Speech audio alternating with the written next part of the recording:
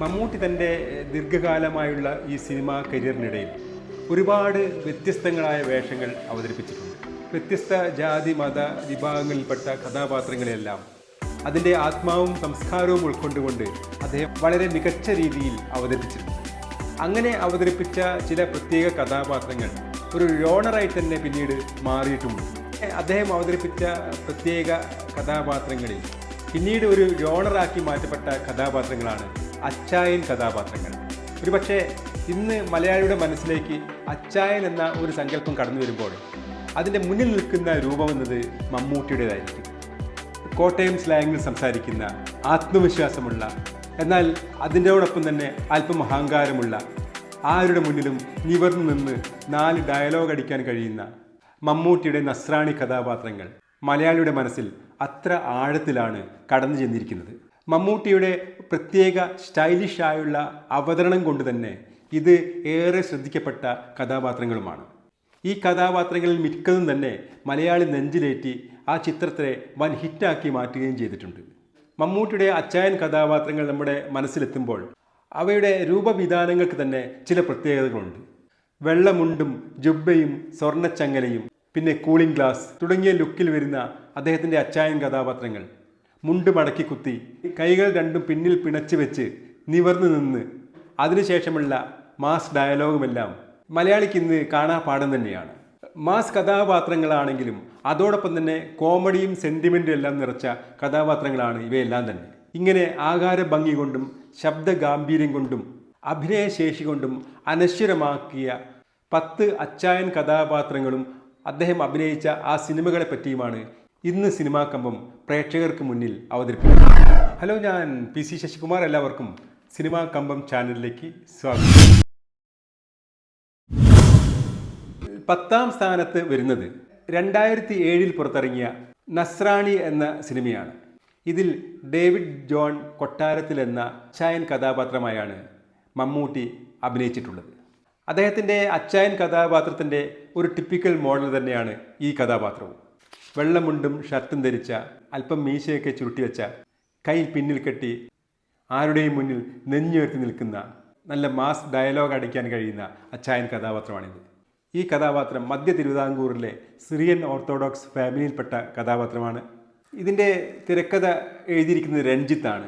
ഒരുപക്ഷെ രഞ്ജിത്ത് ആദ്യമായിട്ടായിരിക്കും ഇങ്ങനെയൊരു അച്ചായൻ കഥാപാത്രത്തെ തൻ്റെ തിരക്കഥയിൽ ഒരുക്കുന്നത്. എന്നാൽ സംവിധാനം ചെയ്ത ജോഷിയാകട്ടെ ഇതിനു മുമ്പ് ഒരുപാട് അച്ചായൻ കഥാപാത്രങ്ങളെ മമ്മൂട്ടിയെ കൊണ്ട് ഒരുക്കുന്നതിൽ വിജയിച്ച ആളാണ്. മമ്മൂട്ടിയുടെ മറ്റ് അച്ചായൻ കഥാപാത്രങ്ങളുമായി താരതമ്യം ചെയ്യുമ്പോൾ ഈ കഥാപാത്രം വേണ്ട രീതിയിൽ ശോഭിച്ചിട്ടില്ല എന്നുള്ളതാണ് വാസ്തവം. വലിയ പ്രതീക്ഷയോടുകൂടിയാണ് വന്നതെങ്കിലും ഈ സിനിമ വേണ്ടത്ര വിജയം വരിക്കാതെ ഒരു ഫ്ലോപ്പായി മാറുകയാണ് ചെയ്തത്. മമ്മൂട്ടിയുടെ മറ്റ് അച്ചായൻ കഥാപാത്രത്തിലെ പല ശൈലികളും സ്വീകരിച്ചുകൊണ്ട് പുറത്തിറങ്ങിയ ഒരു സിനിമയാണ് താപ്പാന. ഇത് സംവിധാനം ചെയ്തത് ജോണി ആൻ്റണിയാണ്. തിരക്കഥ ഒരുക്കിയതാകട്ടെ M. സിന്ധുരാജു. ഇത് സത്യത്തിൽ ആശാപൂർണ ഡേവിഡ് എന്ന ബംഗാളി നോവലിസ്റ്റിൻ്റെ ഒരു ബംഗാളി കഥയെ അടിസ്ഥാനമാക്കി തിരക്കഥയൊരുക്കിയ സിനിമയാണ്. ജയിലിൽ നിന്നിറങ്ങിയ 2 തടവുകാരുടെ കഥയാണ് ഇത് പറയുന്നത്. സാംസണായി മമ്മൂട്ടിയും മല്ലികയായി ചാർമി കൗർ എന്ന നടിയുമാണ് അഭിനയിച്ചിട്ടുള്ളത്. ഒരു തൻ്റെടമുള്ള നായകനായാണ് മമ്മൂട്ടി ഇതിൽ അഭിനയിച്ചിട്ടുള്ളത്. 2012 ഈ സിനിമ ഇറങ്ങിയത്. ഒരു അച്ചായൻ കഥാപാത്രത്തിൻ്റെ മാനരസനങ്ങളെല്ലാം ഈ സിനിമയിൽ മമ്മൂട്ടി കാണിക്കുന്നുണ്ടെങ്കിലും ഇതും വേണ്ട രീതിയിൽ വിജയിക്കാതെ പോയ മറ്റൊരു മമ്മൂട്ടി ചിത്രമാണ്. അച്ചായൻ ജോണറിൽ മമ്മൂട്ടി അഭിനയിച്ച ഏറ്റവും അവസാനത്തെ സിനിമയാണ് ടെർബോ ജോസ് എന്ന കഥാപാത്രത്തെയാണ് മമ്മൂട്ടി ഇതിൽ അവതരിപ്പിച്ചിട്ടുള്ളത്. മിഥുൻ മാനുവൽ തോമസിൻ്റെ തിരക്കഥ സംവിധാനം ചെയ്തത് വൈശാഖാണ്. ഇടുക്കിയിലെ ഒരു ജീപ്പ് ഡ്രൈവറാണ് ഇതിലെ നായകൻ. കഥ മുന്നോട്ട് നീങ്ങുമ്പോൾ അദ്ദേഹം അഭിമുഖീകരിക്കുന്ന പ്രശ്നങ്ങളും അതിനെ തരണം ചെയ്യുന്നതിലുമെല്ലാമാണ് ഹ്യൂമറസായി ഈ സിനിമ പറയുന്നത്. മമ്മൂട്ടി തൻ്റെ ആകർഷകമായ അഭിനയം കൊണ്ട് മികച്ചു നിന്ന ഒരു സിനിമയായിരുന്നു ടെർബോ. പ്രേക്ഷകരുടെ ഒരു മികച്ച പ്രതികരണമെല്ലാം ഈ സിനിമയ്ക്ക് കിട്ടിയെങ്കിലും ഇതിൻ്റെ വൻ നിർമ്മാണ ചെലവ് ഇതിൻ്റെ ബോക്സ് ഓഫീസിനെ ബാധിച്ചു. ഇതിൻ്റെ നിർമ്മാണ ചെലവുമായി ഒത്തുനോക്കുമ്പോൾ വലിയ ലാഭമൊന്നും ഈ സിനിമയ്ക്ക് ബോക്സ് ഓഫീസിൽ നേടാൻ കഴിഞ്ഞില്ല എന്നുള്ളതാണ് വാസ്തവം. ഫാൻറ്റം പൈലി മറ്റൊരു അച്ചായൻ കഥാപാത്രമാണ്. അതിന് ക്രിസ്തീയ പശ്ചാത്തലമോ കോട്ടയം സ്ലാങ്ങും ഒന്നും വലിയ പ്രാധാന്യമുള്ളതല്ലെങ്കിലും അച്ചായൻ കഥാപാത്രത്തിൻ്റെ മറ്റ് ശൈലികളും ഭാവങ്ങളും എല്ലാം തന്നെ ഈ കഥാപാത്രത്തിൽ മമ്മൂട്ടി ഉപയോഗിക്കുന്നുണ്ട്. ഒരു റിട്ടയർഡ് ഹേർട്ടായ ഒരു സ്റ്റണ്ട് മാസ്റ്ററായാണ് ഇതിൽ മമ്മൂട്ടി അഭിനയിക്കുന്നത്. ബിജു വർക്കിയാണ് ഈ സിനിമ സംവിധാനം ചെയ്തത്.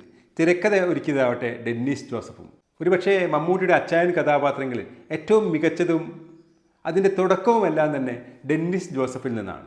മമ്മൂട്ടിയുടെ പല അച്ചായൻ കഥാപാത്രങ്ങളുടെയും തിരക്കഥാകൃത്ത് ഡെന്നിസ് ജോസഫായിരുന്നു. മമ്മൂട്ടിയിൽ ഇങ്ങനെയൊരു വേഷത്തിൻ്റെ സാധ്യത കണ്ടെത്തിയ ആദ്യത്തെ ആളായിരുന്നു ഡെന്നിസ് ജോസഫ് എന്ന് പറയാം. പക്ഷേ അങ്ങനെയാണെങ്കിലും ഫാൻറ്റം ഒരു പരാജയമായിരുന്നു.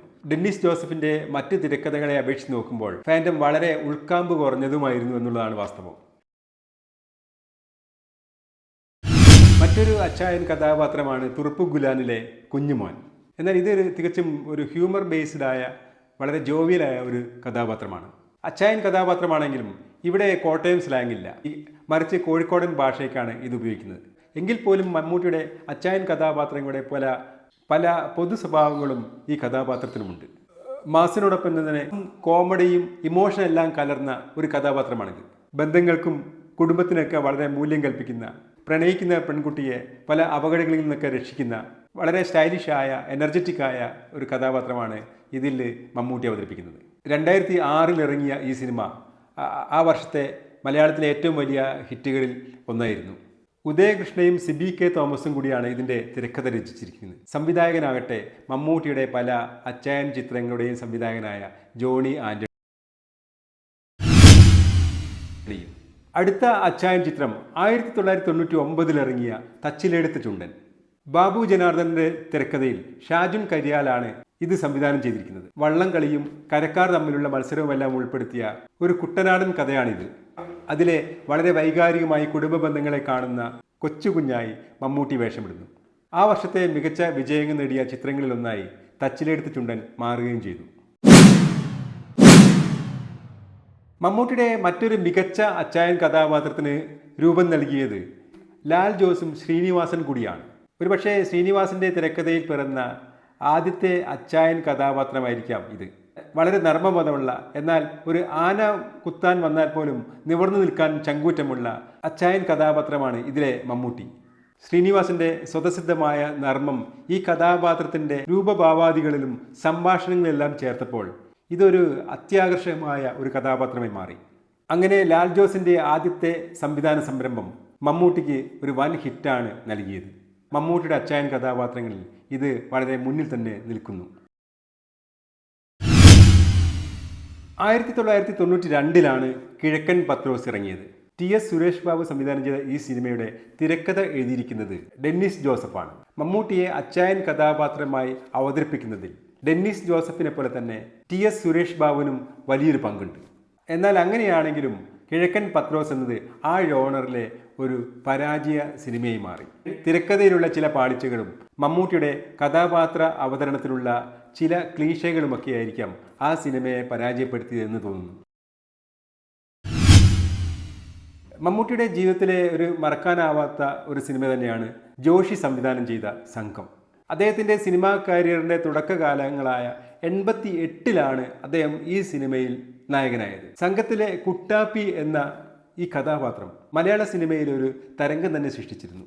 യഥാർത്ഥത്തിൽ അച്ചായൻ കഥാപാത്രങ്ങളുടെ തുടക്കം ഈ സിനിമയോടുകൂടിയാണ്. പിന്നീട് മമ്മൂട്ടി അവതരിപ്പിച്ച പല അച്ചായൻ കഥാപാത്രങ്ങളുടെ മാനറിസങ്ങളെല്ലാം തന്നെ ഈ സിനിമയുടെ കുട്ടപ്പായിയോട് ചേർന്ന് പോകുന്നതാണ്. അച്ചായൻ കഥാപാത്രങ്ങളുടെ സ്ഥിരം ഫോർമുലയായ മാസും ഹ്യൂമറും ഡയലോഗ് ഡെലിവറിയും വസ്ത്രധാരണവുമെല്ലാം തന്നെ തുടക്കം കുറിക്കുന്നത് ഈ സിനിമയിൽ നിന്നാണ്. പിന്നീട് അത് പല സിനിമകളിലും മമ്മൂട്ടി മാത്രമല്ല മറ്റ് പല നടന്മാരും അച്ചായൻ കഥാപാത്രങ്ങളെ അവതരിപ്പിക്കുമ്പോൾ സ്വീകരിച്ചു പോന്നിട്ടുണ്ട്. അത്രയും വലിയൊരു സ്വാധീനമാണ് സംഘത്തിലെ കുട്ടപ്പായി എന്ന കഥാപാത്രത്തിന് മലയാള സിനിമയിലുള്ളത്. ഇത് മലയാള സിനിമയിൽ അച്ചായൻ യോണർ കൊണ്ടുവരുന്നതിനും കാരണമായിട്ടുണ്ട്. പിന്നീട് ഇതിൻ്റെ തിരക്കഥാകൃത്തായ ഡെന്നിസ് ജോസഫ് മമ്മൂട്ടിയെ വെച്ചുകൊണ്ട് തന്നെ പല സിനിമകളും ഈ കഥാപാത്രങ്ങളുടെ എക്സ്റ്റൻഷൻ കൊണ്ടുവന്നിട്ടുണ്ട്. സംഘം എന്ന സിനിമയാണ് അച്ചായൻ യോണർ കഥാപാത്രങ്ങളുടെ തുടക്കമെങ്കിലും ഈ കഥാപാത്രത്തെ പ്രേക്ഷകരുടെ ഉള്ളിലേക്ക് വളരെ ആഴത്തിലെത്തിച്ചത് കോട്ടയം കുഞ്ഞച്ചൻ എന്ന സിനിമയാണ്. TS സുരേഷ് ബാബു സംവിധാനം ചെയ്ത ഈ സിനിമയുടെ തിരക്കഥ ഒരുക്കിയിരിക്കുന്നത് ഡെന്നിസ് ജോസഫ് തന്നെയാണ്. ഡെന്നിസ് ജോസഫ് ആകട്ടെ തൻ്റെ കോട്ടയം കുഞ്ഞച്ചനെ കണ്ടെത്തിയത് മലയാളത്തിലെ പ്രശസ്ത നോവലിസ്റ്റായ മുട്ടത്ത് വർക്കിയുടെ വേലി എന്ന നോവലിൽ നിന്നാണ്. അതിലെ കുഞ്ഞച്ചൻ എന്ന കഥാപാത്രത്തെ അതേപടി തൻ്റെ സിനിമയിലേക്ക് അദ്ദേഹം കൊണ്ടുവരികയായിരുന്നു. അച്ചായൻ കഥാപാത്രങ്ങൾ പിന്നീട് വന്ന കറുത്ത കണ്ണടയും വെള്ള ജുബയും ഇത് സെറ്റ് ചെയ്തത് കോട്ടയത്തിൻ്റെ ഒരു കത്തോലിക് ബാക്ക്ഡ്രോപ്പിലാണെങ്കിലും ഇത് ഷൂട്ട് ചെയ്തത് തിരുവനന്തപുരത്ത് വെച്ചായിരുന്നു. കോട്ടയത്തിൻ്റെ ഒരു വില്ലേജിനോട് സമാനമായ ഹൈറേഞ്ചും പ്ലാന്റേഷൻസും കുരുമുളകും റബ്ബറും ഒക്കെയുള്ള ഒരു പ്രദേശത്ത് വെച്ചാണ് ഈ സിനിമ ഷൂട്ട് ചെയ്തത്. ഒരു സിനിമയെ എങ്ങനെ തുടക്കം മുതൽ അവസാനം വരെ ഇൻട്രസ്റ്റിംഗ് ആക്കി നിർത്താമെന്നത് ഡെന്നിസ് ജോസഫിന് ഒരു പ്രത്യേക കഴിവ് തന്നെയുണ്ട്. ആ കഴിവ് തെളിയിച്ച സിനിമ തന്നെയായിരുന്നു ഈ കോട്ടയം കുഞ്ഞച്ചൻ. അതുകൊണ്ട് തന്നെ മമ്മൂട്ടിയുടെ അച്ചായൻ സിനിമകളിൽ ഏറ്റവും മികച്ചതായി സിനിമാ കമ്പം തിരഞ്ഞെടുക്കുന്നത് കോട്ടയം കുഞ്ഞച്ചനെയാണ്.